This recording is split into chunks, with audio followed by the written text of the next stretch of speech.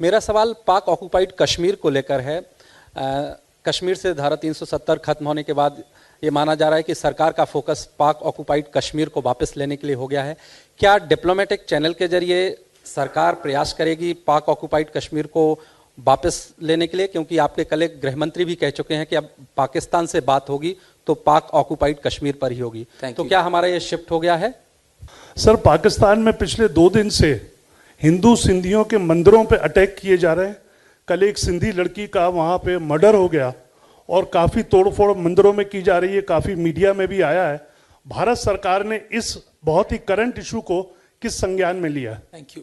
Parikshit, regarding Pakistan, minorities in Pakistan, I think the numbers which, if you, this is not a new thing. I mean, here is a country which today is waxing eloquent about other nations. I mean, look at their treatment of minorities. I think the minority numbers have come down dramatically in the last 70 years. I think to a point where they probably don't even put it out publicly anymore. And what is happening now in Sindh, I mean, that's not the only thing which has happened in the last 100 days. You had also those cases of abductions of those Sikh girls. So there is a continuing story, and it's pretty pervasive in that country. And I think if there is today really a human rights audit, objective human rights audit in this part of the world, I can pretty confidently assert who will come last in it. Part of the problem with Pakistan is it's been only doing talking. It's not been doing anything on terrorism. That they think that nice words are a sort of answer to the real problem, and the real problem is the dismantlement of this industry that they have created. So the question is not today, whether what can you talk about. At the end of the day, it goes back to what I told you, which is for any neighbor, and this is not a India issue. I mean, show me a country in the world which will accept that its neighbor can conduct terrorism and then it will go and talk to the neighbor. So our position is completely normal, rational. They are the set of people whose behavior is an aberration. The abnormality is there.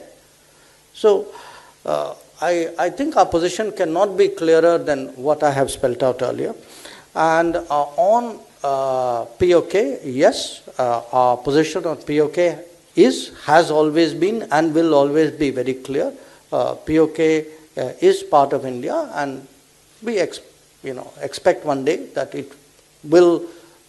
We will have the jurisdiction, physical jurisdiction over it. On your, somebody asked a question there, Kashmir and international image. I think the international community understands by and large what our objectives were in modifying Article 370. I think as you explained to them that this was a temporary provision, which is not something which often, I don't see that word used so often in the analysis of events. But when you tell people, look, this is the history of Article 370, that it was a temporary provision. The meaning of the word temporary is that it has to come to an end.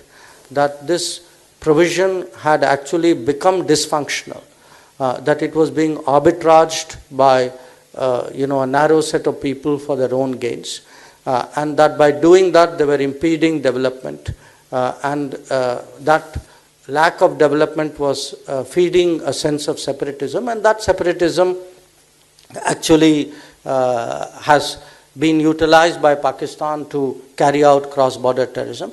I think most people do understand that flow of logic out there, and if you pose to them this question that, look, here's an incoming government. An incoming government, what does it do? It has two choices. Either it continues the policies of the last 30 odd years, and the casualties, the costs of all of that. So we know what didn't work for 30 years. So choice one is what did not work should be continued for the future. Or choice two is try and do something very differently. and to try to change the landscape and find actually more effective answers for what is a very challenging situation. And again, if you put all of this, and they are well aware of the cross-border terrorism. I mean, there is today no country in the world which says that is not happening.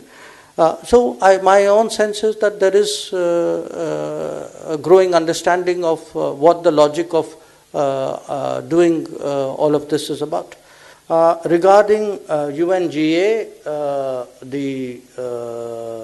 whether there will be a meeting between the leaders of India and Pakistan. I mean, in principle, I don't comment on what can happen, and I'm not talking of this particular issue. But you saw me answer questions on China and even on the US on this matter. But I think just before you ask me that question, since you've asked that question, just look at the climate of relations right now. I think that itself should give you the answer that you are looking at. Diplomacy is largely, not exclusively, an intergovernmental exercise. Okay, so most of the people I deal with directly are people in the government. So that was broadly what I was referring to out there.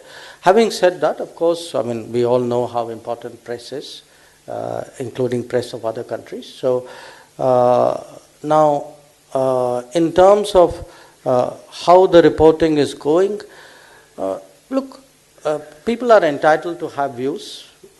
Someone like me is entitled to have views on their views. And I've noticed two things. One point I made earlier, that I have very rarely seen a story from anybody which brings out the fact that 370 was a temporary provision of the Constitution. In fact, it's interesting. I mean, all of you need to Google this and see, how many people actually have reported that. Because somewhere that is at the heart of the issue. Similarly, it's made out sometimes as though we did something on August 5th which terribly complicated a situation, with the assumption that things were normal and happy before August 5th. Now, you all know the situation in Jammu and Kashmir before August 5th. And I mean, yesterday before the Honorable Supreme Court, I mean, government laid out the situation with very graphic and very disturbing numbers. So, I think people, I don't want to make this sound like a criticism, but my observation as a very avid follower and reader of the media would be that, it would be fair to take some of these facts into account. If you're reporting something very serious, to do the necessary diligence for that, not make sweeping judgments necessarily based on what is a momentary impression